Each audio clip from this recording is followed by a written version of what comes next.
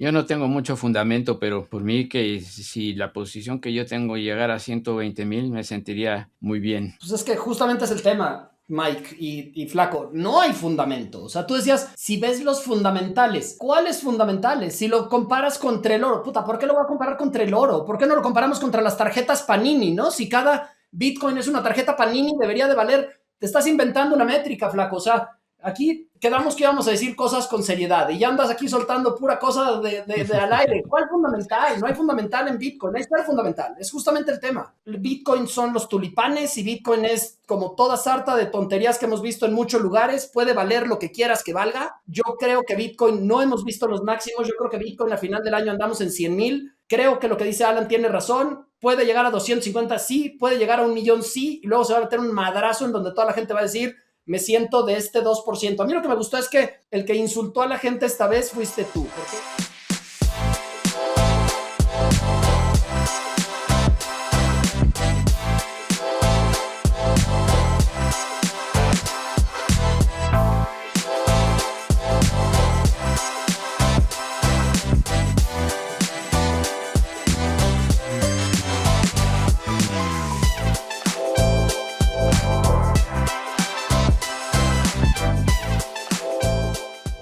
Bienvenidos a un nuevo episodio de Skin in the Game. Este es el segundo episodio del primer podcast en Hispanoamérica con financieros de verdad. Señores, ¿cómo están? Bienvenidos. Muy bien, Flaco. Gusto en saludarte. Todo muy bien.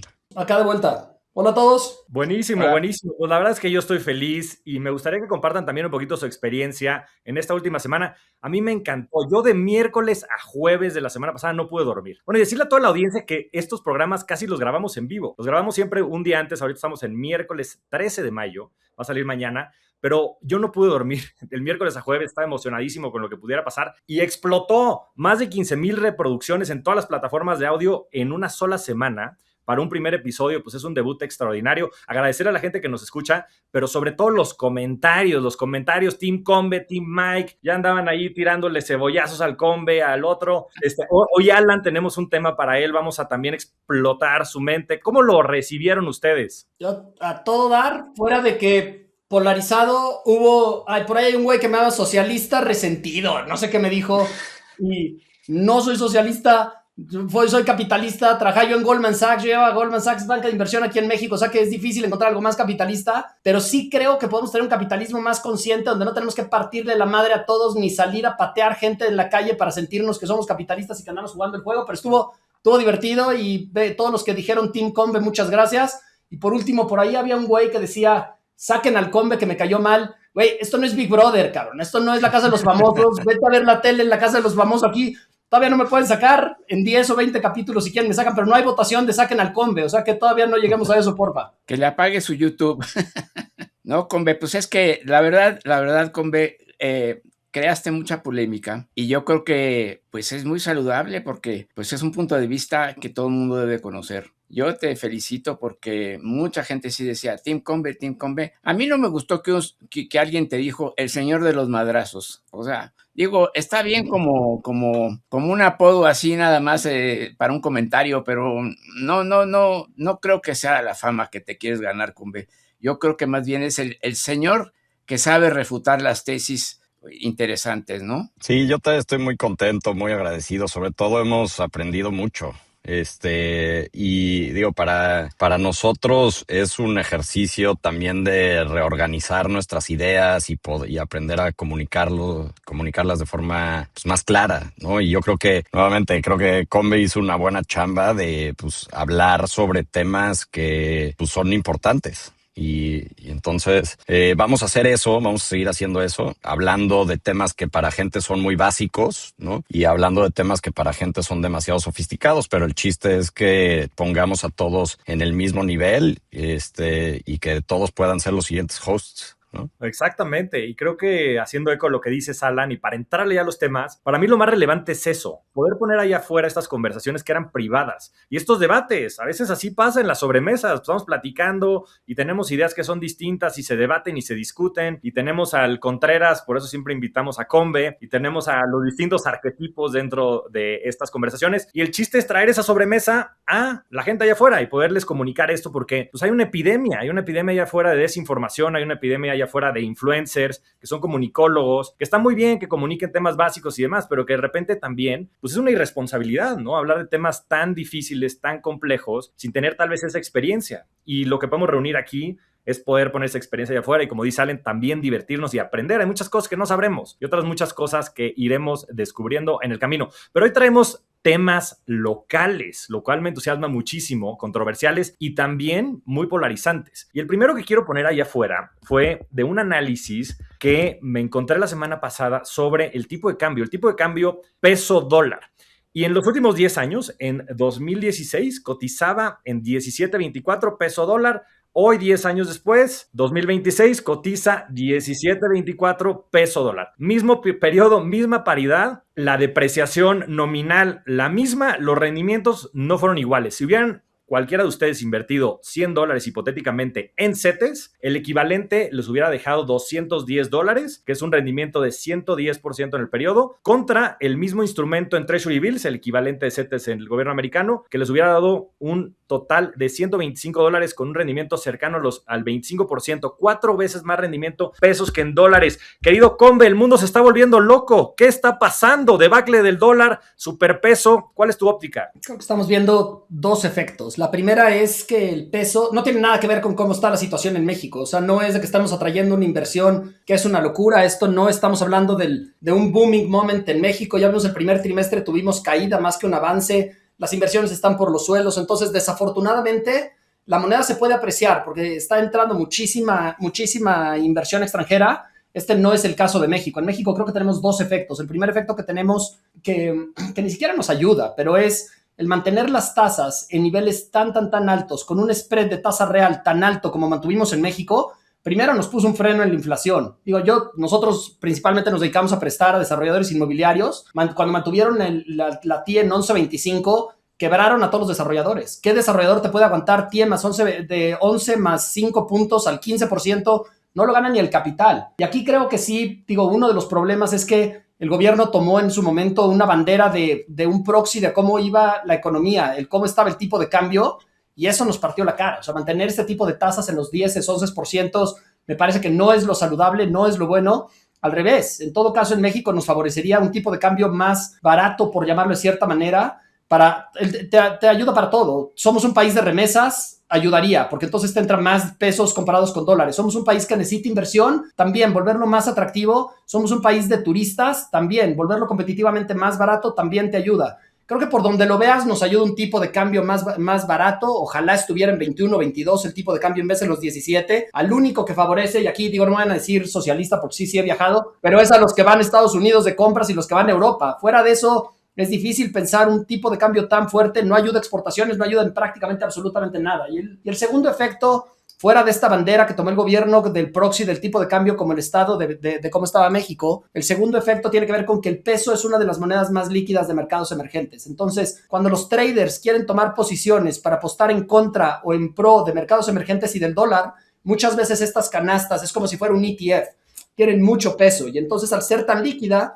cuando alguien quiere apostar en contra del dólar, muchas veces se toman estas canastas en donde el peso pesa muchísimo, perdón la redundancia, donde el peso tiene una preponderancia muy grande, y por eso puede también afectar, pero creo que no nos favorece a nadie. No es una radiografía ni una foto de cómo está la economía, y ojalá el tipo de cambio se nos fuera 21, 22. Creo que no le afectaría a nadie más que los que quieran viajar. Yo creo que también, hacías una pregunta antes de que grabáramos de ¿por qué? ¿No? O sea, llevamos muchos años pensando que todos los mexicanos nos deberíamos de refugiar en el dólar y pues resulta que en los últimos 10 años pasa esto, ¿no? Y pasa por las razones que mencionó Combe.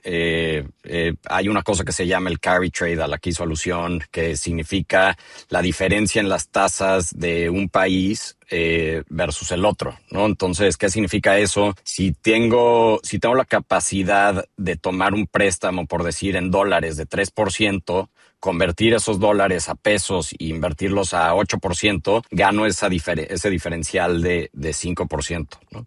Entonces, ese tipo de cosas se dan en los mercados financieros y también influyen, ¿no? Ahora, yo creo que la pregunta más importante es estas ideas que tuvimos de pasar por comprar dólares, vienen de una historia de volatilidad y de devaluaciones reales, ¿no? Está el tequilazo del 94 y que seguramente todavía pues afecta a mucha gente y esa es la razón por la que mucha gente sigue pensando que debería de refugiarse en dólares, ¿no? Y pues, por las razones que sea, no se dio en los últimos 10 años, pero yo creo que la pregunta interesante no es qué pasó en los últimos 10 años, sino qué pasa hacia adelante. Y ahí es donde creo que deberíamos de enfocar probablemente la conversación, porque la razón por la que existe esta tasa de interés más alta, en gran medida, el Banco de México obviamente influye, pero en gran medida es porque el riesgo del país pues, es superior al riesgo que tiene Estados Unidos, ¿no? Entonces,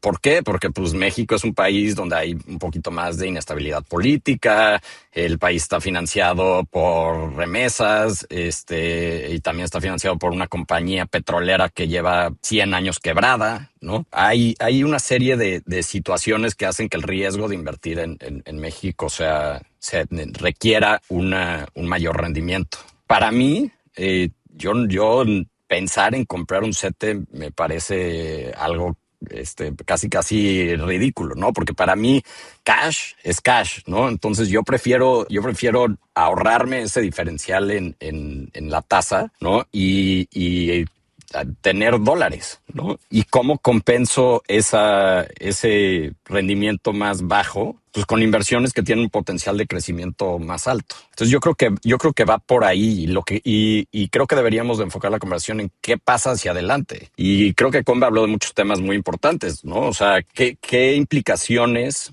tiene mantener el tipo de cambio bajo? Vamos a tener menos exportaciones, los pesos de la gente, como dijo Combe, los dólares que vienen de las remesas, pues son menores y entonces pues eso empieza a tener efectos secundarios que no necesariamente son positivos para México en el largo plazo. Entonces yo creo que yendo hacia adelante, el tipo de cambio se va a volver a depreciar. Mira, yo lo plantearía en el largo plazo, o sea, de aquí en adelante, como un problema de reestructurar la diversificación y las cuentas externas de México. No hay que olvidar que en el caso de México, el 80% del PIB es comercio exterior.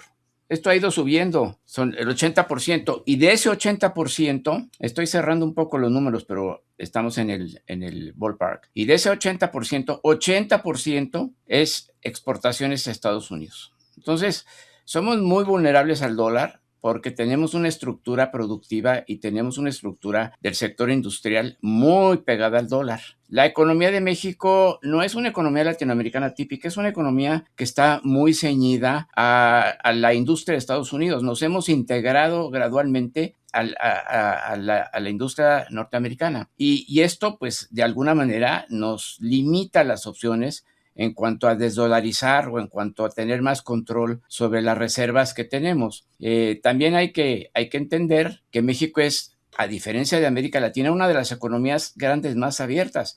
Si tú divides las exportaciones más importaciones entre el PIB, que es lo que se denomina la apertura, México está abierto al 79%, Estados Unidos al 27%, Brasil y China al 35%, Perú anda en el 50%, un 48%, un poco arriba de casi 50%, y Colombia 40%. O sea, somos una de las economías más abiertas y por ende más vulnerables. Entonces, en la medida que nos salimos de la coyuntura del carry trade, que pues es lo que afecta mucho ahorita el superpeso, de alguna manera caemos en un sistema que nos hace muy vulnerables al dólar. Nosotros tenemos el 85% de las reservas en dólares, derechos especiales de giro es muy poco, tenemos pocas reservas en oro. Entonces, eso significa que todo el proceso de devaluación del dólar a nivel internacional pues también nos pega. Yo estoy totalmente de acuerdo en que debemos de tener un tipo de cambio real favorable al sector exportador. México es un país exportador y la verdad es que las exportaciones son un importantísimo componente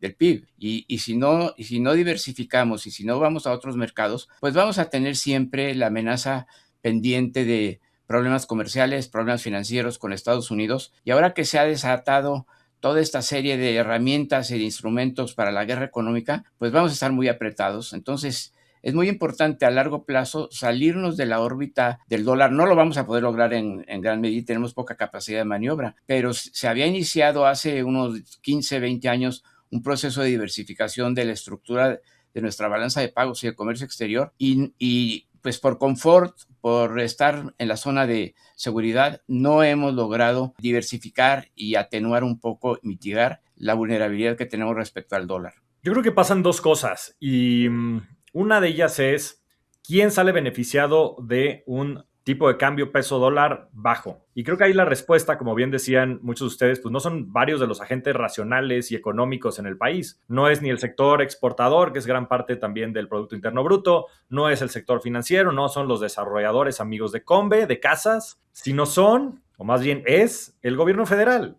El gobierno federal, pues en un tema mediático, honestamente para la gran mayoría de los mexicanos, desafortunadamente y probablemente de manera errónea, el indicador de éxito económico del país, o uno de los más importantes, es el tipo de cambio. Es el tipo de cambio. Y eso ha apoyado la narrativa. A ver, también dándole honor a quien honor merece, ¿no? Han mantenido algunas cosas estables, o por momentos.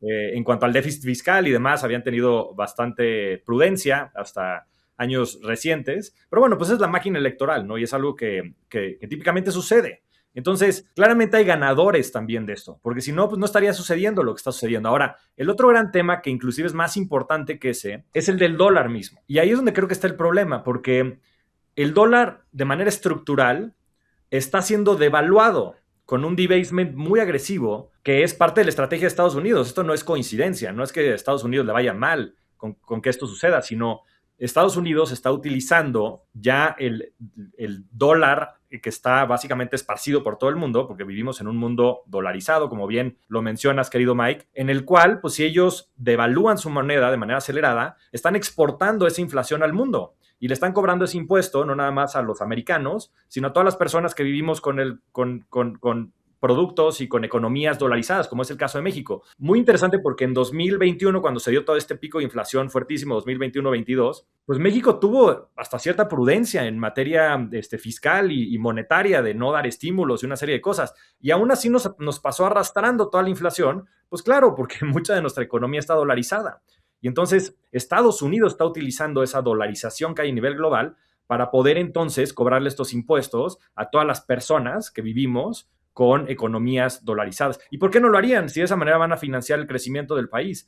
Entonces aquí la imperativa es, pues básicamente ese conflicto de interés que tenemos hoy en el mundo en el que vivimos, donde está dolarizado, donde Estados Unidos tiene que pagar una deuda de casi 38 trillones de dólares, que es impagable con su propia productividad, y que la manera en la que tiene para pagarlo es imprimiendo más billetes. ¿Cuándo han visto que en el juego de Monopoly pues el banco se quede sin lana, ¿no? Y Estados Unidos nunca va a defaultear porque además pues todos vivimos en una economía dolarizada. Para mí el tema del dólar es un tema estructural y es un tema que no se va a componer. Yo no creo que el dólar se vaya a apreciar ni contra el chocopeso, porque nuestra moneda tampoco de súper no tiene nada, pero básicamente yo lo que digo es, medimos todo con el denominador de dólares, ¿no? Y el problema no es el numerador, ¿no? No es el peso dólar, el problema es el denominador. Y yo por eso digo con tanta énfasis que cash is trash, y sobre todo los dólares, ¿no? Y sobre todo esto para todas las personas que sigan ahorrando en dólares, que sigan ahorrando debajo del colchón.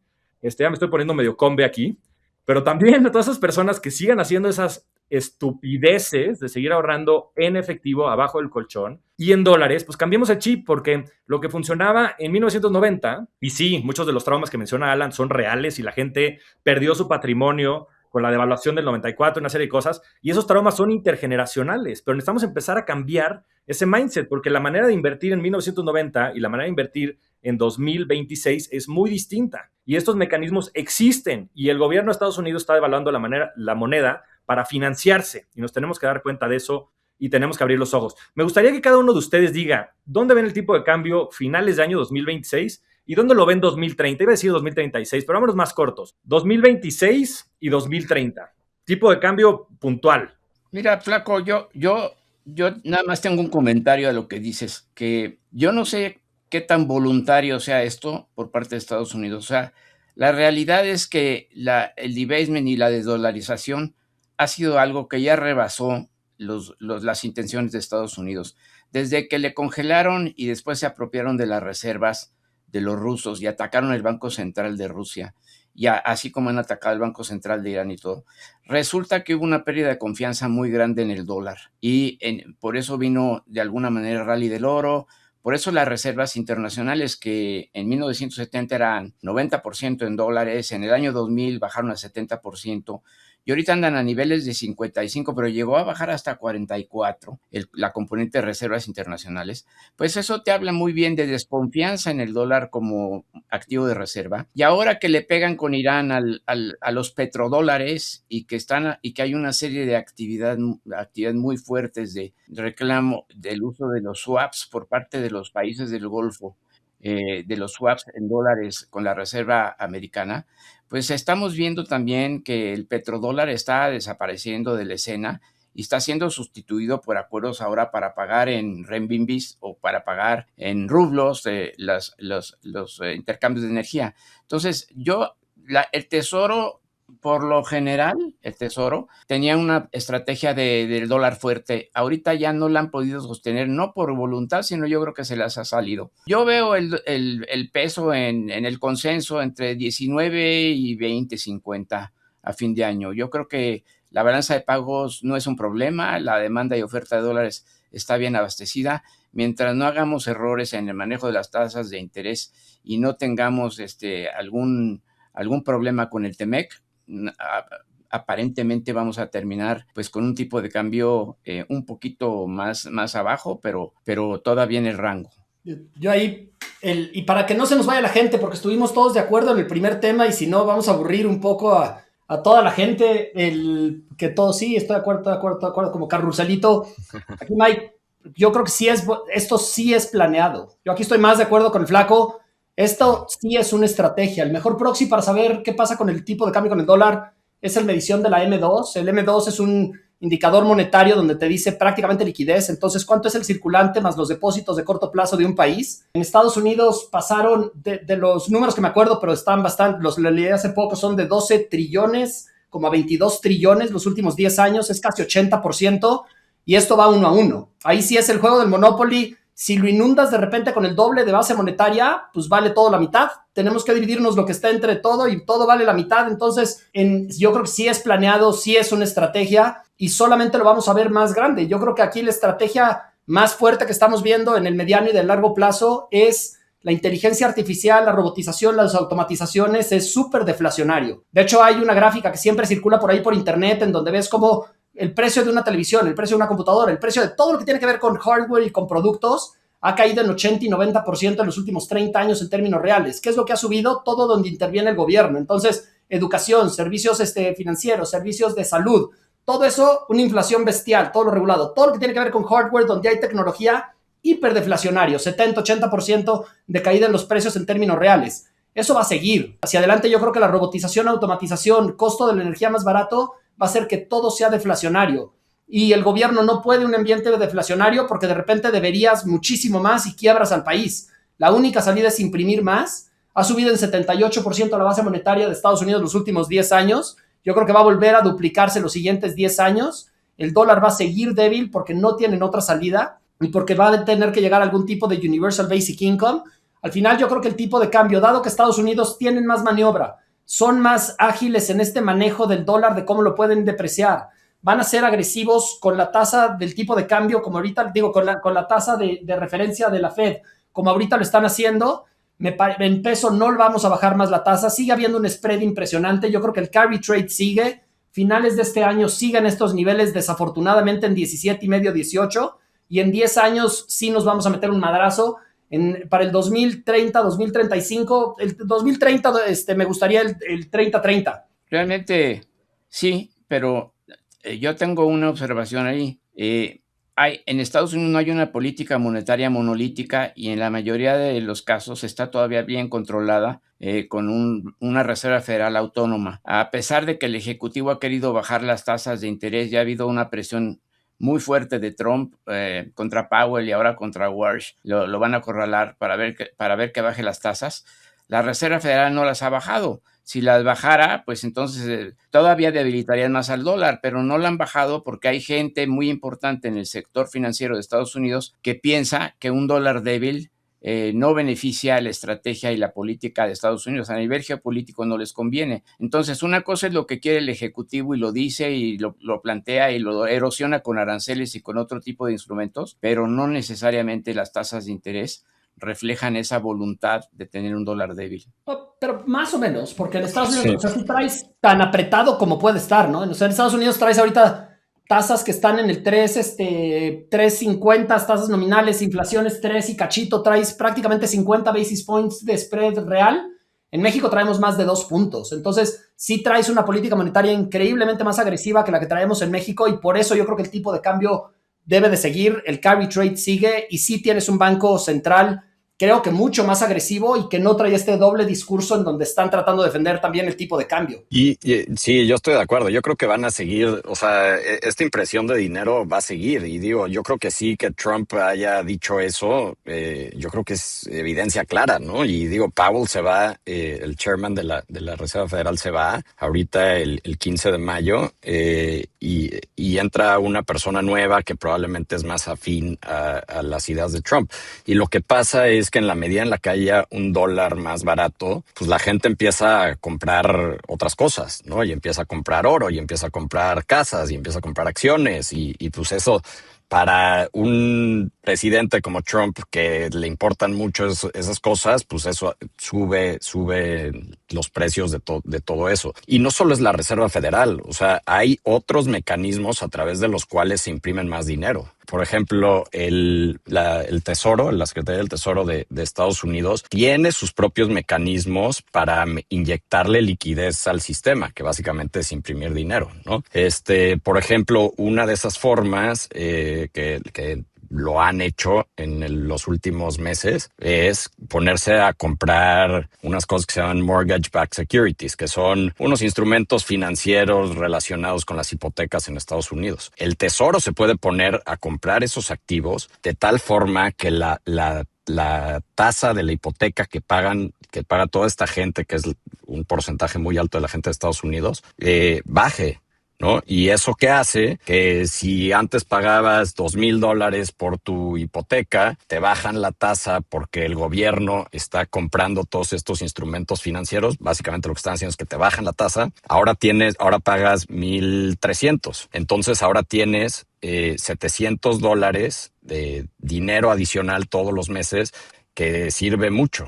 Y entonces esos $700 pues los usarás para comprar más comida o los usarás para invertir o los usarás para cualquier cosa, ¿no? Pero ese es otro mecanismo a través del cual el gobierno inyecta liquidez y yo creo que definitivamente se está dando. Y el tipo de cambio yo creo que se va a mantener más o menos en los niveles en los que está ahorita. A lo mejor inclusive hasta con el mundial hay más demanda por el peso.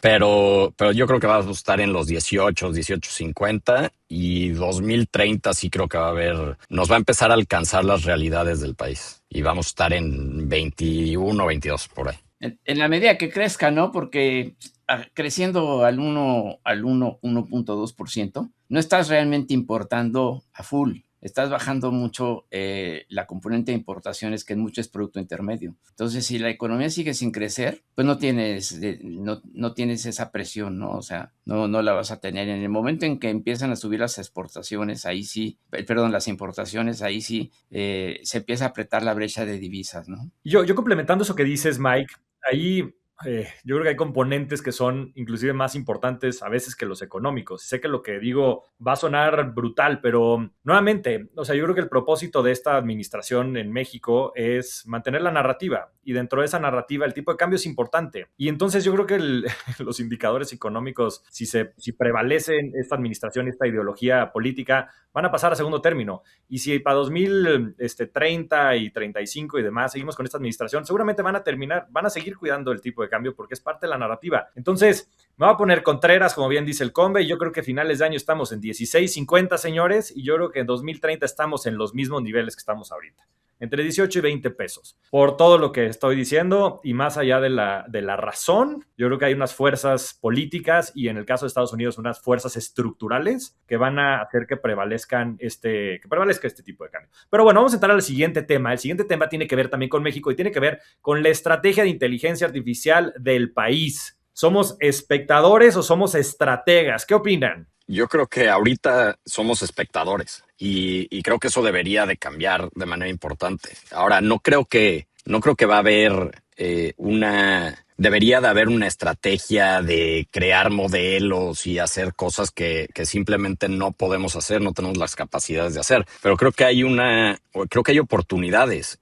interesantes en la medida en la que esta industria siga creciendo, ¿no? O sea, podemos tener data centers en México, podemos construir energía, que va a haber una demanda de energía muy importante en todo el mundo por estos data centers. Podemos contribuir en manufactura, en empacamiento, o sea, creo que hay en temas de servicio al consumidor, ¿no? De customer service, creo que hay varias maneras en las que podemos participar, pero yo no veo que hay una estrategia clara del gobierno.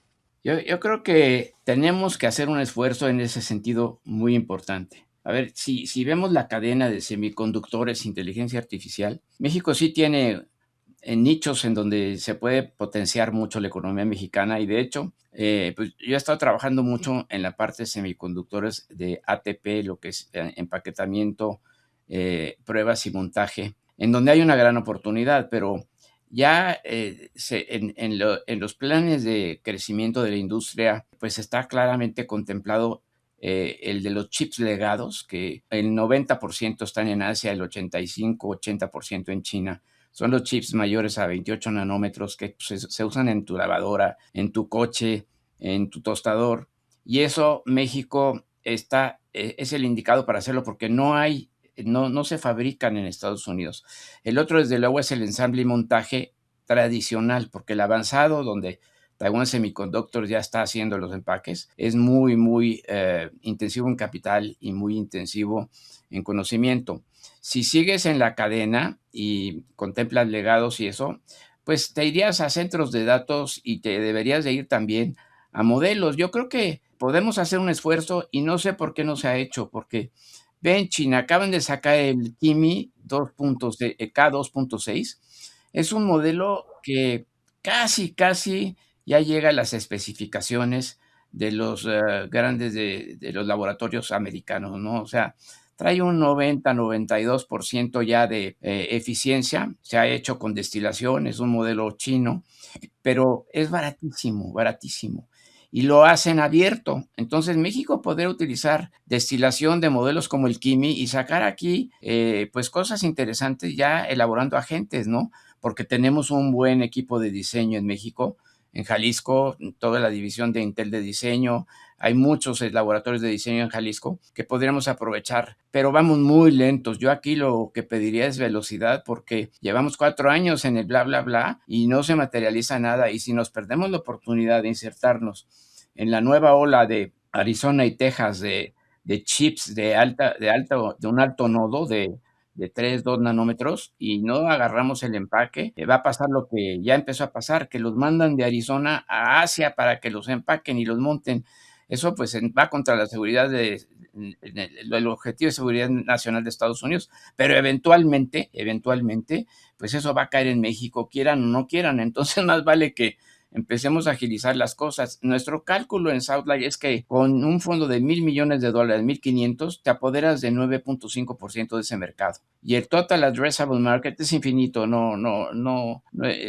el caso de empaquetamiento es limitado, pero en el caso de inteligencia artificial, pues es infinito. Entonces, estás pegado a eso, ¿no? Yo creo que aquí no llegamos ni a espectadores, casi, mi querido Flaco. Somos el típico güey que empieza la película y que va entrando con su celular todavía apuntando para ver cuál era su lugar y que dices, güey, ya siéntate. Ese es México ahorita en la inteligencia artificial y en todo lo que está pasando.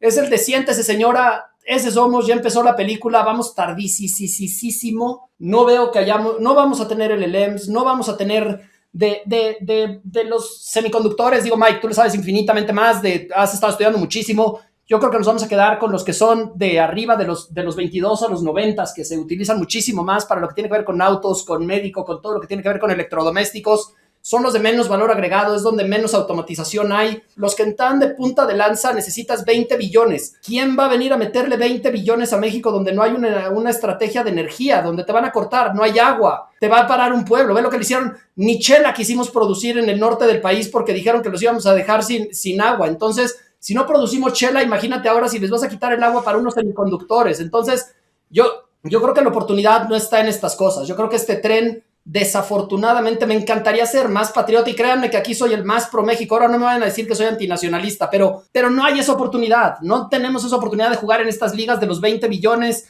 y de donde están lo que está en tecnología de punta de los 1.8 a los 3 nanómetros. No estamos en eso. Muy difícil. No está el capital. No tenemos la agilidad, no tenemos la energía, no tenemos la abundancia del agua, ni las cadenas productivas. Y estas, cada vez entre más especializados son estos semiconductores y estos chips, también te vas a que requieren menos capital humano, que es donde tenemos nosotros una ventaja competitiva por el costo contra Estados Unidos. Me parece que por donde la veamos, el tren de las oportunidades grandes se fue. No somos parte. Lo que sí viene es una oportunidad de voltear a ver para adentro. Yo creo que lo que estamos viviendo es el fin de la globalización. Yo creo que si vemos la historia de América y también de la humanidad, durante los 60, 70 se empieza a dar una integración, después se da una regionalización, después se da una globalización en los 90 y en los 2000, y después desde los 2000 se ha ido parando esta globalización, en donde cuando ves el intercambio que hay a nivel mundial se ha estancado, y yo creo que vamos a ver una regionalización y después una localización. Vamos a regresar a como estábamos a principios del siglo pasado. Y esto tiene que ver con eficiencias de los métodos de producción. Cada vez esta playera, en vez de que la tengas que producir en México, en Honduras o en algún otro lugar, la vas a producir en la esquina de Walmart. La va a hacer una maquinita chiquititita donde no te tienes que preocupar por traslado, no te tienes que preocupar por mano de obra. Me parece que vamos a una regionalización y luego una localización. Es lo que estamos viviendo. Y si no nos apuramos, también se nos va a ir ese tren. O sea, yo creo que el tren de las inversiones inmensas, ser un pionero en LLMs, traernos un Anthropic, tener un modelo nativo aquí, 100% seguro no la podemos jugar. La oportunidad grande que tenemos en México es cómo utilizamos todavía la demografía que tenemos. Tenemos una base poblacional todavía muy joven, muchísimos consumidores. ¿Cómo regresamos a un Made in México? ¿Cómo regresamos pero con productos de calidad? No que tengas que comprar los jeans que estaban asquerosos de los 80s porque estaba cerrada la producción, la importación. ¿Cómo tenemos un producto que compita? ¿Cómo traemos máquinas para que compitan, para voltear a ver al mercado interno y para aprovechar la demografía que tenemos y una población joven que está creciendo, que va a seguir consumiendo y ahí voltearnos al interior? Yo creo que la globalización, regionalización van en picada. Cada vez va a haber más barreras para tipo lo que está haciendo Trump, para cada quien voltear a ver para dentro de su país, y esto nos afecta muchísimo. Una integración con el resto del mundo ahorita, más que ser bueno, nos pone en una posición vulnerable si no tenemos una economía sólida y bases sólidas internas. Entonces, es momento de voltear interno más que externo. No estamos para competir en esto que ahorita estábamos hablando de lo más punta de lanza en cuanto a lo que tiene que ver con modelos de LLMs o lo que tiene que ver con los semiconductores y los chips de estos nanómetros del 1.8 al 3. Me parece que hay otras oportunidades más fáciles, pero todas requieren voltear a ver el mercado interno. Oye, nomás una precisión con B.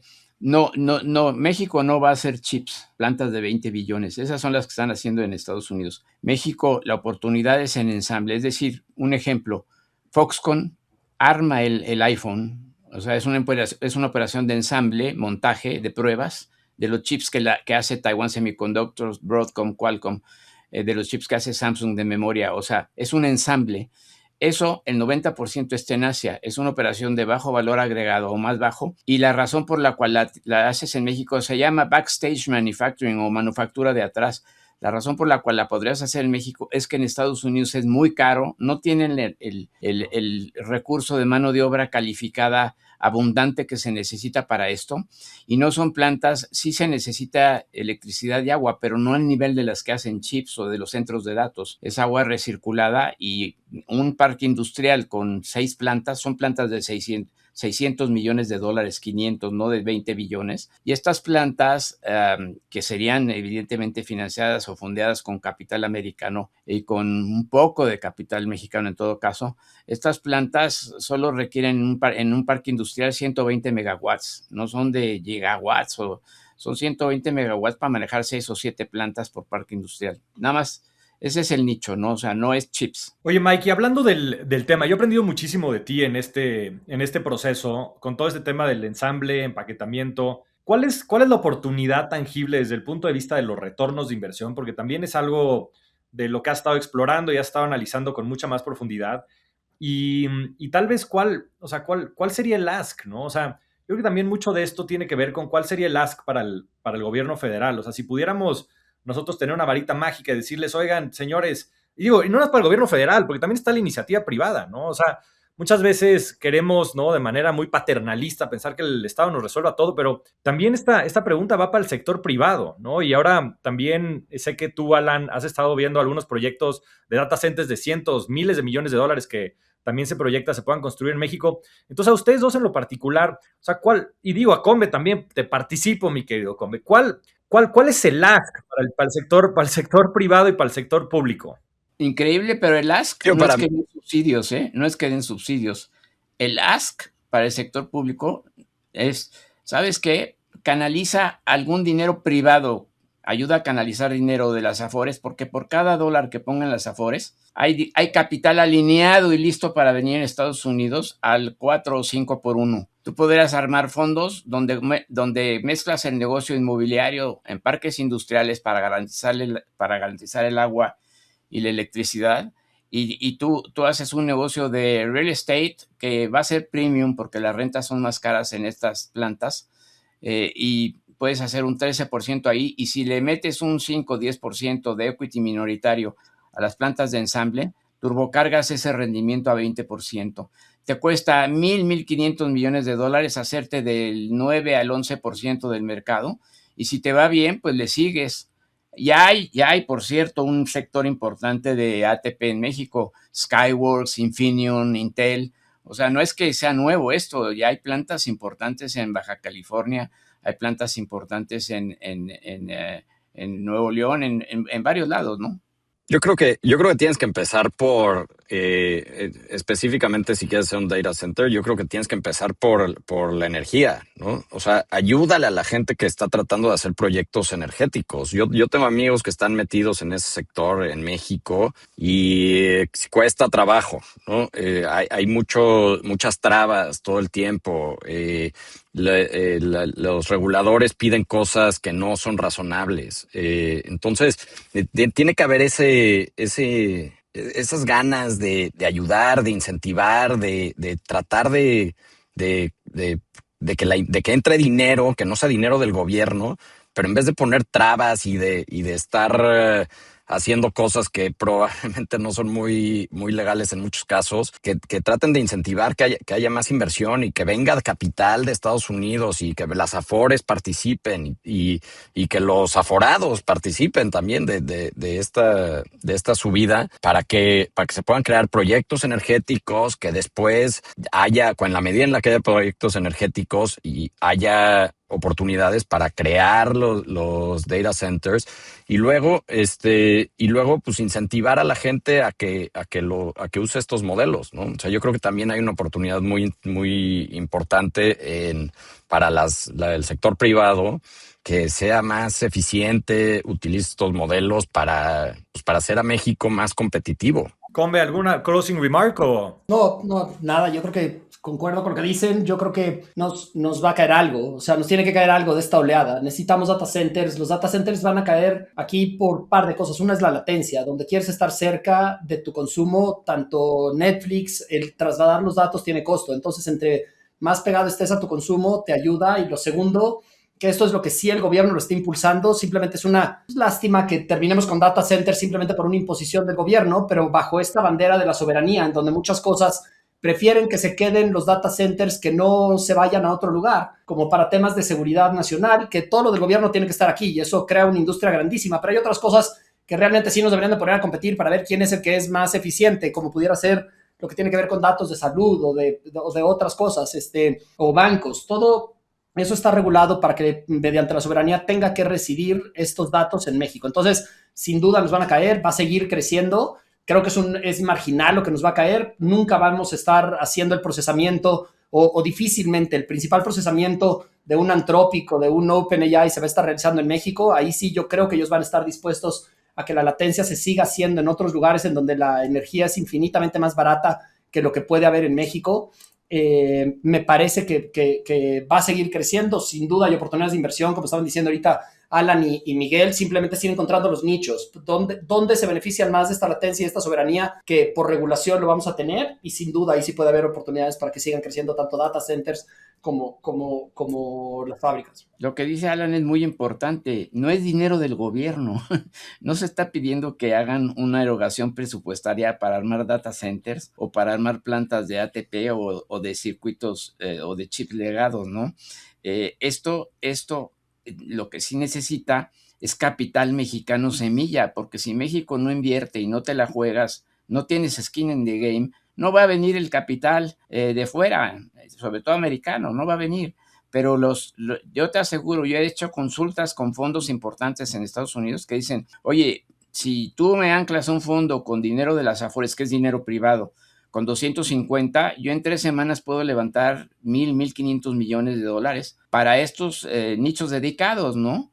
Porque están a punto de arrancar ya las inversiones masivas en Texas y en Arizona. Ya de hecho la planta 1 de Taiwan Semiconductor ya está, la de Intel ya está, pero viene una producción masiva donde no van a poder estar realmente confiando en Asia, porque otra vez vuelven a tener la vulnerabilidad. Lo mismo centros de datos, o sea, sí se necesita tener esa soberanía de datos que tanto habla Jensen Huang, ¿no? O sea, una soberanía en ese tipo de datos críticos. Ya para cerrar, yo sí creo que hay un riesgo importante de quedarnos fuera de esto, porque como bien dice Combe, pues sí, la globalización está acabando y la regionalización sigue, pero si sigue esto, el curso, vamos a terminar en una nacionalización, y si no tenemos las capacidades y no desarrollamos toda la infraestructura y detrás de la infraestructura, pues el mismo talento, va a ser imposible que compitamos el día de mañana. Y para todas las personas allá afuera que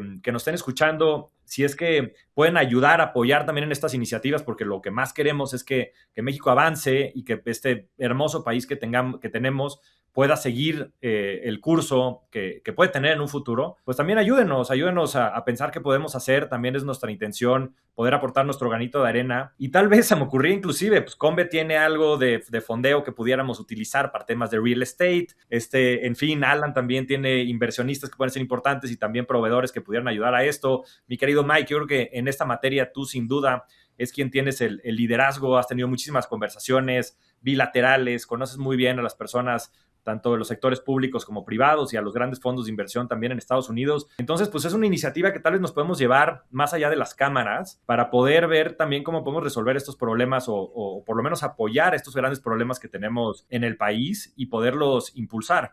Entonces, los dejo ahí como una semillita para todas las personas que nos estén escuchando, que nos puedan ayudar o apoyar, y para todos nosotros tal vez pensar en algo fuera de esta mesa de conversación para ver cómo podemos apoyar a México en este crecimiento. Pero vamos a cambiar de tercio y vamos a irnos a cripto que ha sido un tema controversial, y aquí tenemos sobre todo una de las personas que yo más admiro y de las que más he conocido el tema, que es mi querido Alan Cassis, pionero en este tema y visionario en muchos sentidos. Y la narrativa en estos últimos 8 meses, desde los máximos que tuvo Bitcoin en 2026 de cerca de $126,000, pues estamos 40% abajo, estamos en $80,000. Hay muchos de los famosos altcoins que están abajo 90%. Ha sido una masacre en muchos sentidos. Alan, ¿cripto está muerto? Digo, es una pregunta yo creo que muy, muy importante en un muy buen momento, ¿no? O sea, como dices, los precios han caído bastante, y mucha gente se ha salido, inclusive mucho capital ha salido. En parte creo que es porque en los últimos 10 años ha habido pocas tecnologías así revolucionarias, disruptivas a nivel, en la escala de cripto que han salido y que han tenido la oportunidad de invertir pues cualquier persona con cantidades chicas de dinero, ¿no? Resulta que en los últimos años pues han habido avances muy importantes, obviamente en inteligencia artificial, en robótica, en espacio, space exploration, en fin, han habido muchas nuevas tecnologías. Y creo que esta volatilidad de cripto le ha pegado a mucha gente, y la gente se empieza a hartar cuando existen otras oportunidades, y el mercado, por ejemplo, de acciones, en particular en Estados Unidos, pues está en máximos históricos, ¿no? Entonces, sí hay una frustración real de los inversionistas individuales, y no solo de los inversionistas individuales, sino que también de los fondos, ¿no? Sin embargo, difícilmente cripto podría estar en una mejor posición de manera fundamental, ¿no? O sea, tienes el presidente de Estados Unidos hablando de que cripto es o blockchain o cripto en general, es una tecnología fundamental para el país. Tienes regulación ya para stablecoins que se llama el Genius Act. Mañana se va a hacer un voto muy importante en una regulación para mejorar la estructura del mercado y establecer reglas claras de cómo la gente podría emitir nuevas monedas, cómo deberían de funcionar los diferentes exchanges como Bitso en Estados Unidos. En fin, va a haber mucha nueva regulación que es muy, muy positiva. Al mismo tiempo tienes uno de los ETFs, o históricamente es el ETF más exitoso de la historia, los ETFs de Bitcoin, que estos son fondos públicos en los que la gente puede tener acceso a Bitcoin a través de sus cuentas de brokerage. Tienes compañías públicas que están comprando Bitcoin, ¿no? O sea, tienes todos estos factores fundamentales que hacen que a mí me dicen cripto se está volviendo a lo mejor aburrido, ¿no? O sea, ya no tienes esas subidas exponenciales increíbles que tuvimos en los últimos años. Sin embargo, creo que eso lo que nos dice es que estamos entrando en una etapa más de maduración, ¿no? Una etapa más de usos reales, ahora la gente pues ya va a poder empezar a mandar criptodólares o dólares digitales de manera más eficiente. Digo, nosotros hemos estado involucrados en algunas transacciones en las últimas semanas en las que estamos usando el sistema financiero y nos queremos dar un balazo. O sea, no llegan las transacciones. El tipo de cambio, hay veces, o sea, son tipos de cambio que a un inversionista se le cobraron 16, se lo pasaron a 18, un número absurdo. Entonces estamos empezando a tener esos usos reales y también estamos mejorando uno de los problemas que yo creo que son fundamentales de cripto, que es la experiencia del usuario. Cripto ha sido una tecnología que tiene ciertos riesgos para una persona que no está metida y no pasa por este proceso de educación, porque si haces una transacción incorrecta o pones un número mal, pues no hay un departamento de customer service a que le puedes hablar y decirle, oye, pues me equivoqué, regrésame el dinero, ¿no? Lo perdiste y se acabó. Entonces todas esas cosas están empezando a mejorar y yo creo que estamos entrando a un periodo en donde vamos a tener un poquito de maduración y luego vamos a tener una explosión nuevamente, ¿no? Y que en parte, en gran medida, creo que se va a dar por por inteligencia artificial, ¿no?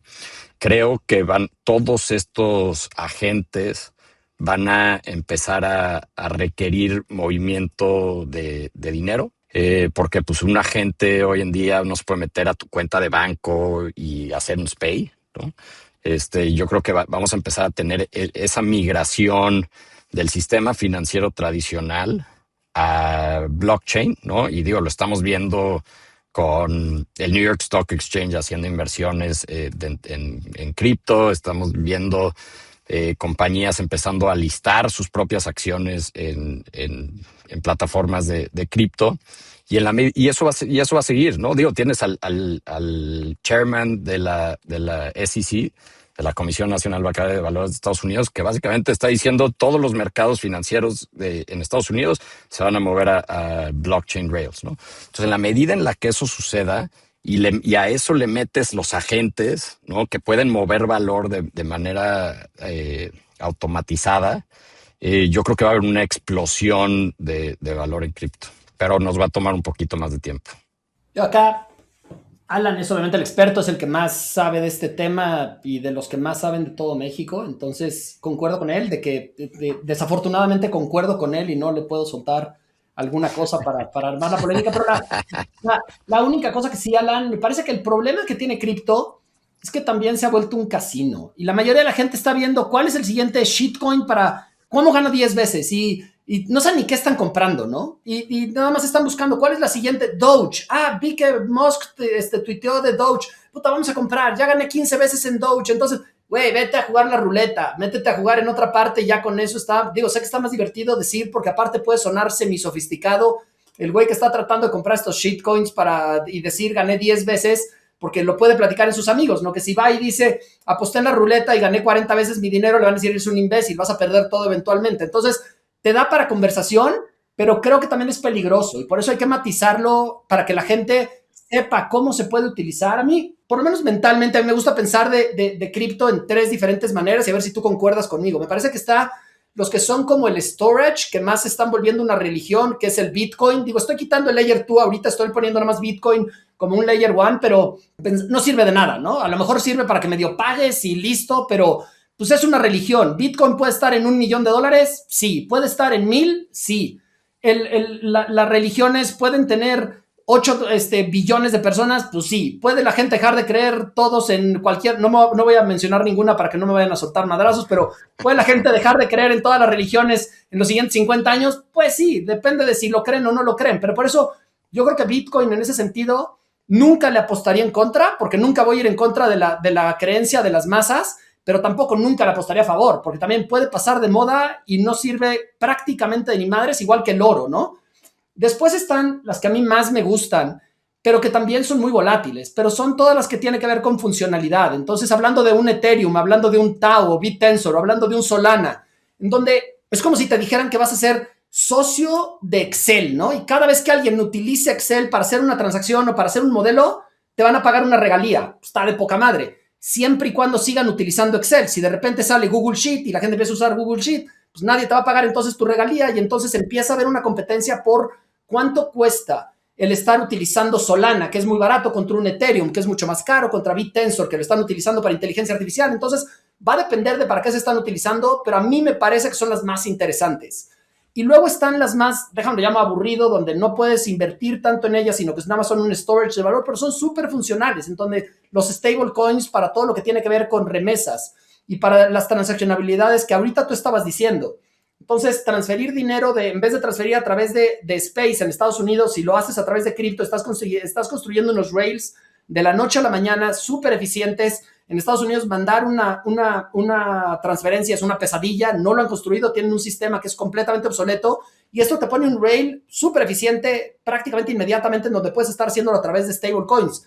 Pero no puedes invertir en stablecoins porque estarías cayendo en lo que el Flaco decía hace rato, que eran el cash is trash. Entonces, si lo viéramos como los tres, me parece que la segunda, si quieres jugar dentro de cripto y con mi limitado conocimiento a comparación del tuyo, yo creo que las que tienen esta funcionalidad de los Ethereums, los Taus y los Solanas, sabiendo el riesgo de que si alguna no es el Excel ganador y sale otra funcionalidad donde el Google Sheet, se te puede ir a cero casi, o muy, muy, muy poquito valor. Y vas a tener una volatilidad inmensa y al final esto es un mega casino. Entonces, juega con poquitito, diviértete, echa risas y suena sofisticado, pero me parece que cripto está para quedarse. Todo lo que tenga que ver con tokenización de activos va a seguir en un futuro. No debería de existir un registro público de la propiedad, no deberían de existir los notarios, no deberían de existir millones de cosas en 50 años, no hacen sentido. Es muchísimo mejor que tengamos un ledger descentralizado para prácticamente todas las cosas de quién es dueño de qué, quién es dueño del coche. Puta, métele con una tokenización y así todos sabemos quién es dueño del coche. Todo debería de estar así. Traemos aquí sí un poco lo que tiene que ver con la regulación, la burocracia en contra. Todo debería de funcionar a través de tokenización de activos, y la manera de tokenización de activos y transaccionabilidad de los agentes de inteligencia artificial va a ser a través de cripto. El chiste es cómo juegas para que esta infraestructura que se está construyendo también te puedas beneficiar. Y de nuevo, yo creo que las que son monedas o activos fundacionales, como puede ser Ether, como puede ser Solano, puede ser Tao, puede ser interesantes, sabiendo que va a haber una volatilidad bestial y que se te puede ir a cero si estás en el caballo perdedor. Entonces, es el casino, entra con poquito, suena sofisticado y echa risas con tus amigos para que suenes muy sofisticado en el café o en la chela o cuando les estés diciendo que te fue y ganaste 5 veces en Tao. No, complementando un poco, para mí el cripto, más que la perspectiva personal, yo lo veo como realmente la salida que va a permitir que el mundo se destrabe todo este sistema de la arquitectura del dólar y el sistema de acumulación de reservas, porque ahora que se bifurca el mundo y que va a haber pues 2 o 3 bloques, un mundo multipolar, las compensaciones entre monedas se van a volver un dolor de cabeza. O se va a hacer más un mundo de autarquías, ¿no? Donde no va a haber posibilidad de intercambiar entre los bloques China, Turquía, Rusia, Estados Unidos, ¿no? O sea, uno contra el otro. Y creo que la moneda, la criptomoneda ofrece la increíble posibilidad de tener un sistema monetario que realmente en donde tú tienes un activo que no solamente es depósito de valor, sino también es medio de intercambio y unidad de cuenta. Entonces, eso es muy importante. Los bancos centrales han tratado de hacer el digital currency, ¿no? O sea, la moneda digital. Yo creo que no sería bueno que estuviera en manos de los burócratas y de los bancos centrales. Sería mucho mejor seguir con un sistema descentralizado, pero poco a poco eso va a predominar, es decir, mucho más empresas, mucho más países van a empezar a adoptar pues el cripto como una moneda de reserva y como una moneda de intercambio que va a impedir que estés funcionando nada más en renminbi o en rublos o en dólares y que te salgas de la arquitectura de una moneda. O sea, va a ser la única manera ya no de globalizar,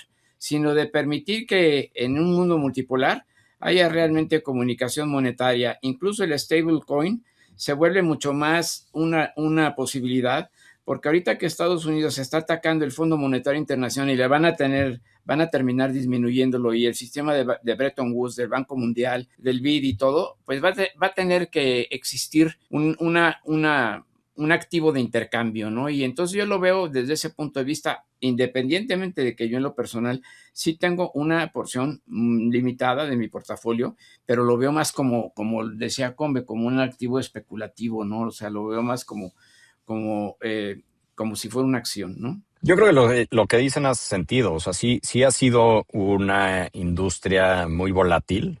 Al mismo tiempo ha sido una industria con retornos extraordinarios, ¿no? Que yo creo que nunca se habían visto. La gente que se ha mantenido en las principales monedas por periodos de tiempo largos, sin hacer demasiado, sin meterse al casino del que habla Convex, les ha ido muy bien. Es una tecnología donde, a diferencia de inteligencia artificial, es una tecnología en la que sí puedes participar. Sí puedes participar hoy. Cualquier persona con una cantidad muy pequeña de dinero puede participar. Y yo creo que eso es importante, ¿no? O sea, hay oportunidades y eso ayuda, ¿no? Y se está volviendo una tecnología que empieza a tener implicaciones globales, ¿no? O sea, pues hablabas de los stablecoins y de los movimientos de capital. La forma en la que funcionan los stablecoins son un modelo de negocio tan grande y tan relevante. Uno es porque existen usuarios que quieren mover dinero alrededor del mundo en cualquier momento y gente que quiere tener su dinero custodiado en su propia wallet en vez de tenerlo en un banco que históricamente los bancos pues han tronado, ¿no? En 2008 tronaron. ¿Cuántos bancos tronaron? En Estados Unidos, en Europa, en todas partes. La gente empieza a tener esa desconfianza y cripto pues, es una manera de pues, protegerse de todos esos cambios, ¿no? Y esos malos manejos que en muchos casos se han dado. Pero también como país, y es la razón por la que está saliendo toda esta regulación, existe, los stablecoins son un modelo de negocio interesante porque lo que está pasando detrás no es que tienes un dólar y lo metes en una cuenta de banco y ahí se queda el dólar y eso es un stablecoin. Lo que están haciendo es que agarrando esos dólares que están en la cuenta de banco y están comprando bonos del tesoro, ¿no? Y eso que hace, pues genera demanda de bonos del tesoro, ¿no? Y eso que hace, que pues hace que las tasas de interés bajen, ¿no? En un mercado donde, como hablábamos antes, está haciendo se está desglobalizando, ¿no? Y que tienes a Japón y China y diferentes gobiernos del mundo vendiendo bonos del Tesoro de Estados Unidos, pues tienes un mecanismo nuevo donde empieza a haber demanda por estos bonos que son tan importantes, son el mercado más importante del mundo. Entonces, hay muchos movimientos, muchas cosas pasando, pero creo que lo que está en general, en términos muy generales pasando, es que estamos llegando al punto en el que cripto ya llegó para quedarse y está empezando a tener relevancia a nivel global. Y seguir intereses, ¿no? Seguir intereses, como dices, está en el mejor interés del gobierno americano el poder impulsar estas tecnologías, por lo que decías de los stablecoins, de los treasury bills, el fondeo, el financiamiento, sobre todo en un momento en donde muchas de las reservas internacionales de otros países, tipo China, han bajado considerablemente el monto de dólares que tienen. Y además, pues nuestro querido Donald Trump, su hijo Donald Jr., tiene una empresa que está cripto, en fin.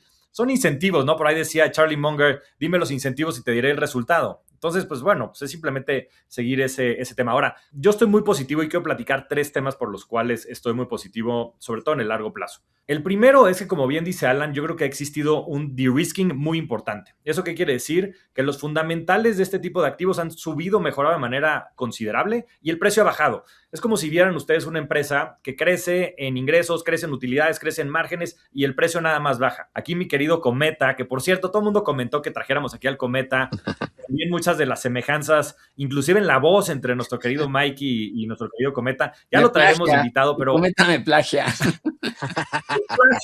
Es plagio, claramente.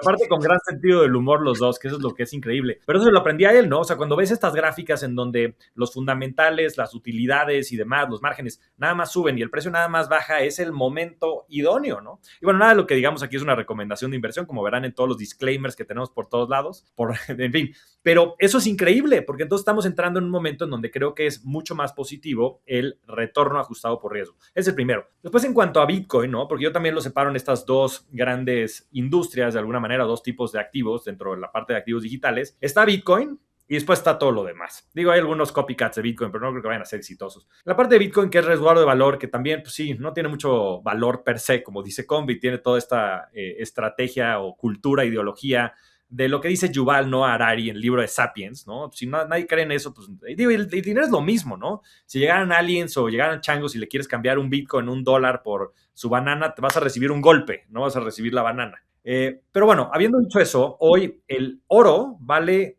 cerca, las reservas probadas de oro valen cerca de entre 36 y 38 trillones de dólares, las reservas probadas de oro, que además subieron en los últimos par de años 100%. Y Bitcoin vale 2 trillones de dólares, ¿no? Vamos a cerrar los números y vamos a decir que son 2 contra 40.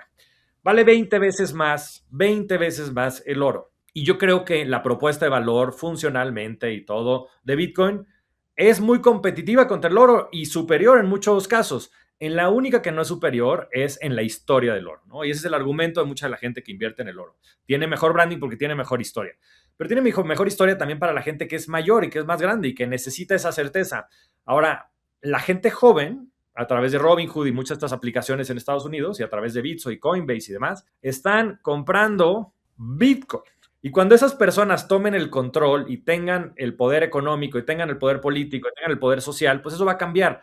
Ahora, ese es el delta de oportunidad que tienes entre 2 trillones y 40. Y si pensaras que asignan una probabilidad, simplemente es un juego matemático.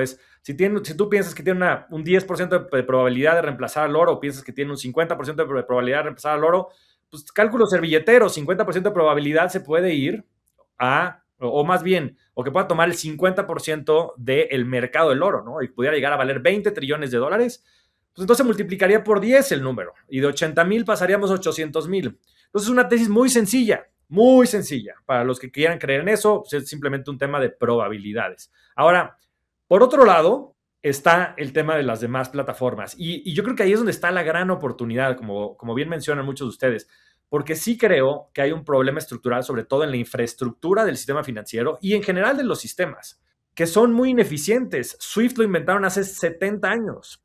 Swift lo hackean todos los días, es un dolor de cabeza, el dinero no llega, hay millones de intermediarios. El otro día estaba haciendo las cuentas, cuando tú compras una acción en Estados Unidos, a través de un intermediario mexicano, hay 7 intermediarios, y es un proceso tecnológico.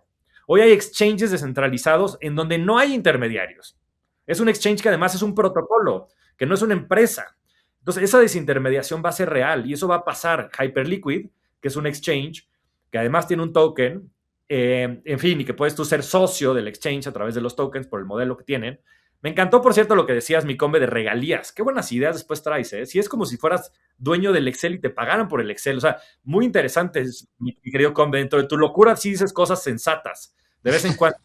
Muy de vez en cuando, pero sí tratamos de vez en cuando que salga algo no tan güey. Pero regresando al tema, Hyperliquid tiene 11 programadores que desarrollaron Hyperliquid y es un protocolo. O sea, es software de cierta manera. Bueno, y tiene hardware, además. O sea, no tiene hardware, pero es un modelo que tiene ciertos componentes que permiten que funcione de manera autónoma. Pero a lo que voy es su competencia o su analogía en el mundo tradicional es, por ejemplo, el Nasdaq. Nasdaq tiene 9,200 empleados y generan el mismo nivel de utilidades las dos empresas, una con 9,000 empleados y la otra con 11. O sea, eso es una mejora de órdenes de magnitud, de 3 órdenes de magnitud. O sea, es que no estamos ni siquiera entendiendo el mundo al que estamos entrando. Y con todo el tema de la inteligencia artificial, pues esto va a cambiar de manera radical. Y yo estoy convencido que la infraestructura del sistema financiero va a cambiar y que claro que van a seguir existiendo los JP Morgan y los Goldman Sachs y los GBMs y los otros. Los que hagan la chamba correcta, los que estén en el top tier van a seguir existiendo, pero toda la bola de mediocres que están abajo van a desaparecer y el sistema por atrás se va a reinventar y ahí va a haber un renacimiento en todo el sentido de la palabra tecnológico, con todas estas plataformas cripto, sobre todo con la vertical de la inteligencia artificial. Estoy muy optimista en eso. Y sí, también, como dice mi querido combe, es un casino y me encanta. Hay un meme que enseña como esta gráfica, ¿no? Una distribución normal, una curva de Gantt, en donde dice, a ver, en cripto no puede estar en medio. Todas las personas que tienen una inteligencia promedio no invierten en cripto. Pues porque unos saben que o es una fantasía o es una locura o está lleno de gente con poca inteligencia o con cosas complejas. Pero en los otros dos extremos está lleno de gente cripto. Toda la gente que está muy limitada en cuanto a inteligencia y entonces son todos los que los meme coins y se visten de cosas divertidas y en fin, que es una estupidez y que es un pésimo marketing para la industria. Todo el tema de las shitcoins, de los meme coins, todas esas cosas es absurdo y tendríamos que erradicarlo porque sí, está creciendo y madurando la industria y después está lleno también de gente ultra inteligente, ¿no? Entonces, pues desafortunadamente como todo está polarizado, pero yo estoy muy positivo. Ahora, para cerrar esta parte, me gustaría que cada uno de ustedes me dijera dónde ven Bitcoin nuevamente en finales de año y en 2030. Vamos a empezar con Alan, que tú eres el experto en la materia. Yo creo que para el final de año, sujeto a que pasen ciertas leyes que esperemos que en el muy corto plazo pasen, yo creo que regresamos a los máximos históricos y creo que empieza un bull market un poquito más avanzado en los próximos años y sí llegamos a $250,000 por Bitcoin. En 2030, wow. 250. Wow. Perfecto. Yo no tengo mucho fundamento, pero por mí que si la posición que yo tengo llegara a 120,000, me sentiría, volviera al máximo 120, 140, me sentiría muy, muy bien. Veo complicado estirarlo más. Pues es que justamente es el tema, Mike y Flaco. No hay fundamento. O sea, tú decías, si ves los fundamentales, ¿cuáles fundamentales? Si lo comparas contra el oro, puta, ¿por qué lo voy a comparar contra el oro? ¿Por qué no lo comparamos contra las tarjetas Panini, no? Si cada Bitcoin es una tarjeta Panini, debería de valer, te estás inventando una métrica, flaco, o sea, aquí quedamos que íbamos a decir cosas con seriedad y ya andas aquí soltando pura cosa de al aire. ¿Cuál fundamental? No hay fundamental en Bitcoin. Ahí está el fundamental. Es justamente el tema. El tema aquí de Bitcoin, se pierden los fundamentales y a mí por eso justamente las que me gustan son las otras. Pero si lo analizas por fundamentales, pues no deberían de valer lo que valen. Hay un hype aquí de escasez. La única manera en la que las podrías, estas monedas fundacionales que yo le estaba diciendo, donde sí te están pagando algún tipo de regalía, y hace tiempo que no veo la métrica, pero rondaba como los 100 veces. Si tú ves el precio contra los fees que cobran y contra lo que están quemando, más o menos estaban en 80 y tantas o 100 veces Ethereum y Solana. Solana son gas prices muy, muy baratos, entonces tienen que hacer muchísima transaccionabilidad. Ethereum es un poco lo que era el estándar de oro, pero estás a 100 veces, precio contra fees, no hace ningún sentido, no hay fundamentales y ese es el tema. Por eso yo en esta sí no me puedo aventurar a poner, yo creo que las masas siempre se mueven di un número, 2020, o sea, finales de año y 2030, si quieres que sea cero, pero di un número. Es que si me preguntas cuánta gente va a ir a ver a Karol G al Zócalo, puta, no sé, güey, ¿cuál canción va a sacar el año que entra? Yo que vas a ver cuánta gente le va a gustar. No sabía que era reggaetonero, mi querido Combe. Sí, yo número por mis gustos musicales. Luego hacemos un programa de eso. A ver, yo creo, no hemos visto una burbuja. No lo hemos visto. Yo creo que ha sido crecimiento, ha sido subiendo poco a poco. Burbuja es cuando, y ahorita se perdió un poquito eso de lo que mencionaba Alan, donde ha pasado un poquito de moda. Burbuja es cuando vas caminando en la calle y la conversación que vienen atrás de dos señoras están hablando de que acaba de comprar Bitcoin y no sé qué, y que ya se me fue y que estoy pensando vender mi coche para comprar Bitcoin. No hemos visto eso. Bitcoin son los tulipanes y Bitcoin es como toda sarta de tonterías que hemos visto en muchos lugares. Puede valer lo que quieras que valga. Yo creo que Bitcoin no hemos visto los máximos. Yo creo que Bitcoin a final del año andamos en 100,000. Creo que lo que dice Alan tiene razón. Puede llegar a 250, sí. Puede llegar a 1,000,000, sí. Y luego se va a meter un madrazo en donde toda la gente va a decir, me siento de este 2%. A mí lo que me gustó es que el que insultó a la gente esta vez fuiste tú, porque dijiste que hay dos polarizados.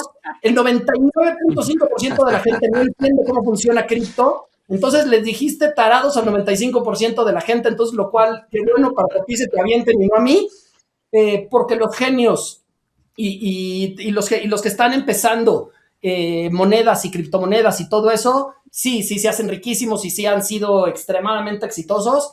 El 99.9% de la gente no sabe cómo funciona Bitcoin, ni ninguna de las monedas. No saben lo que es quemar, no saben cómo se hace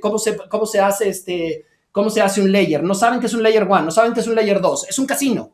Entonces, como todo casino, inviertan extremadamente responsable, pongan el 1%, métanle el 1% en Pumas, Pachuca, soy Puma de corazón, en vez de comprar cripto, métanle a Pumas que vamos a llegar a la final. Sí, eso era clarísimo, que eras Puma, eso me queda clarísimo, lo tienes tatuado en la frente. Oye, mi querido Come, ¿nunca has tenido Bitcoin? ¿Nunca has comprado Bitcoin? ¿Bitcoin nunca has comprado? ¿O lo has comprado de manera que no tienes ni un Bitcoin? No, hice una tontería más grande. Y en FTX, pero hice un pair trading largo Ethereum corto Bitcoin en 0.05, se me fue a 0.03, lo hice con margen en el casino y se me fue todo, me llamaron todo, luego me robaron todo, entonces fue un buen roller coaster ahí con mis amigos de FTX, que por cierto es la plataforma, ojalá le roben el user experience que tenía FTX, es increíble lo que este güey desarrolló, digo, todo era un fraude, o sea que no le vayan a copiar todo lo demás, pero el user experience que hizo este güey era extraordinario lo que tenía en FTX y por eso yo estoy bastante optimista. Cuando empiezas a tradear acciones contra lo que era FTX, no hay nada que ver. FTX era una maravilla de cómo se operaba, de cómo todo. O sea, el user experience que puedes tener con cripto, que puedas operar 24/7 las acciones, que tengas esta fracciones de acciones para que lo puedas operar todo el tiempo, es una maravilla. Entonces, yo creo que cripto de nuevo va a seguir. Mi experiencia con cripto fue este pair trading largo Ethereum, corto Bitcoin en un pair ETH-BTC, lo cual me fue fatal. Me llamaron todo, luego se lo robó todo el gordito este. O sea que tampoco pasó nada, pero no tengo, si tuviera compraría Tao, que es BitTensor, con mi poco conocimiento que tengo, pero si tuviera que comprar algo y sabiendo que yo caigo en la curva de la normal de los que nos insultaste, compraría Tao y no lo movería. No, mi querido Combe, tú no caes en la curva normal, tú caes en el extremo izquierdo de personas poco inteligentes que hacen ese tipo de operaciones. Es correcto porque no entiendo lo suficiente como para tener insight de por qué me voy, pero no me quiero retirar, no estoy planeando que Tao me retire y nada más es para echar un par de risas cuando vea a mis amigos. Si sube muchísimo les contaré, si quiebran no les voy a decir que invertí para que nadie me vaya a estar catalogando contra el 2% menos inteligente que está en cripto. Pues no podía terminar el episodio sin que echaras aquí la controversia. Yo también te quiero, mi querido Combe, te mando un fuerte abrazo. Y creo que además, es lo que dice de FTX, qué razón tienes, pero no nada más en la usabilidad, sino también en las inversiones que tenían. O sea, las inversiones que tenían Anthropic, entre otras muchas. O sea, estaban haciendo el cálculo del estate de FTX que terminaron pagando y, en fin, a muchas de las personas le regresaron bueno, en fin, el equivalente de lo que tenían en ese momento. Pero si hubieran mantenido las inversiones que tenían en la panza, bueno, en la empresa hermana, pero básicamente para lo que usaron el dinero que se robaron de las personas, o sea, traían unas inversiones extraordinarias, extraordinarias, en fin. Y bueno, pues este psicópata amigo gordito que ahora está tuiteando desde la cárcel, no sé cómo le hace para seguir mandando, ya ni es relevante el pobre compadre, pero en ese sentido, pues también, o sea, yo creo que el caso de Bitcoin, pues sí, es una creencia y tienes a muchas personas que están en contra, inclusive del oro y de este tipo de resguardos de valor, ¿no? Como es el caso de Warren Buffett, que el tiempo dirá, porque yo creo que ha cometido errores gigantescos, ha tenido mucho del dinero de Berkshire Hathaway en Treasury Bills, ¿no? O sea, esta depreciación masiva del dólar se la ha comido, en fin. Pero en ese sentido estamos de acuerdo y también en la parte de lo que creo que tiene más potencial, que es todo lo demás, ¿no? Y ahí habrá que ver qué es lo que sucede hacia adelante, pero yo creo que puede ser interesante. Y ya para concluir, yo diría que Bitcoin a finales de año lo vamos a ver cercano a los 100,000, ¿no? Yo no sé si lleguemos a máximos históricos, pero 2030 lo vemos en 500,000. ¿Qué tal esa? Lo vemos en 500,000. Y esto que Bitcoin, honestamente, yo estoy subrepresentado en Bitcoin. Tengo algo de Bitcoin y creo que es algo interesante. Honestamente, me parece la más sensata desde el punto de vista de el menor riesgo o el retorno ajustado por riesgo. Pero en las otras, que me parece fenomenal, pues creo que hay un potencial gigantesco. Y honestamente, ahí sí hay mucha simetría de acceso y de información. Sí la hay, porque es una industria poco regulada, es una industria naciente y demás. Y ahí es donde me viene muy bien estar aquí cerquita de mi querido amigo Alan Cassis y socio, porque yo digo, no hay que ser experto en todo, hay que ser experto identificando a los expertos. Señores, vámonos con el termómetro de manera ágil y rápida. Díganos cómo está su termómetro de riesgo, si están en 0, si están viendo mucho riesgo en los mercados financieros o si están en 100 porque están muy optimistas. Si quieres empezamos, mi querido Alan. Adelante, termómetro de riesgo para cerrar. Yo me mantengo en el 75% que tenía de la semana pasada. Nada ha cambiado. Si me das chance, me gustaría aventar una idea que he estado pensando las últimas semanas, que es este concepto de evaluación, y no necesariamente aplica para cripto, creo que también aplica para las evaluaciones de las compañías de inteligencia artificial, etcétera, que las metodologías de evaluación que hemos usado históricamente, pues probablemente no son aplicables, ¿no? Y tú sabes que a mí me gusta invertir en moonshots, eso es a lo que me dedico y eso me encanta. Pero he estado pensando en este concepto, que es el valor de un activo, el que sea, se puede de alguna forma, y digo, a lo mejor es especulativo, pero se puede medir con base en el valor que destruye en la medida en la que genere eficiencias, ¿no? ¿A qué me refiero con eso? O sea, que Anthropic vale 1 trillón, no sé, ¿no? O sea, a lo mejor por flujos descontados, probablemente no, pero ¿qué valor está destruyendo? O sea, toda esta inteligencia artificial destruye toda una industria de software as a service y entonces Anthropic y las compañías de inteligencia artificial capturan un porcentaje de esa eficiencia o no. Entonces, digo, es algo que he estado pensando que a lo mejor en algún episodio deberíamos de platicar, pero lo quería dejar ahí para todos. Buen tema, buen tema. Yo me mantengo en 65. Tampoco no he visto nada que ha cambiado. Quizás debamos discutir lo que propone Alan, porque a mí me sorprendió mucho que David Sachs esté hablando de que Anthropic puede ser la empresa y el monopolio más grande en la historia de la humanidad, porque si llega está en el exponential, y si llega a los 100 billones de dólares de ventas en 2027, la empresa podría valer 10 trillones de dólares. Entonces me interesa mucho pues tener métricas de evaluación, porque o estamos viendo una cosa totalmente loca o realmente los exponenciales se están volviendo exponenciales logarítmicos turbocargados, ¿no? Me interesa mucho discutir eso. Ya tenemos tema de conversación para la siguiente semana. Combe. Yo siempre he sido de posiciones extremas, ya me conocieron. Todo es 0-100.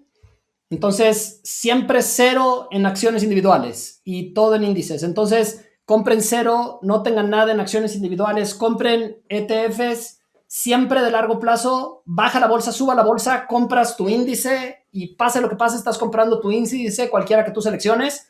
Esta debería ser una conversación que luego deberíamos de tener, el active contra el passive management de acciones. Algunos de los comentarios de redes decían, no somos clientes de nada más de tarjetas departamentales, no sé qué. Y yo creo que es la misma curva que tú estabas diciendo de que se da para cripto, también se da para acciones. Las personas menos inteligentes, menos sofisticadas hacen stock picking y hacen day trading.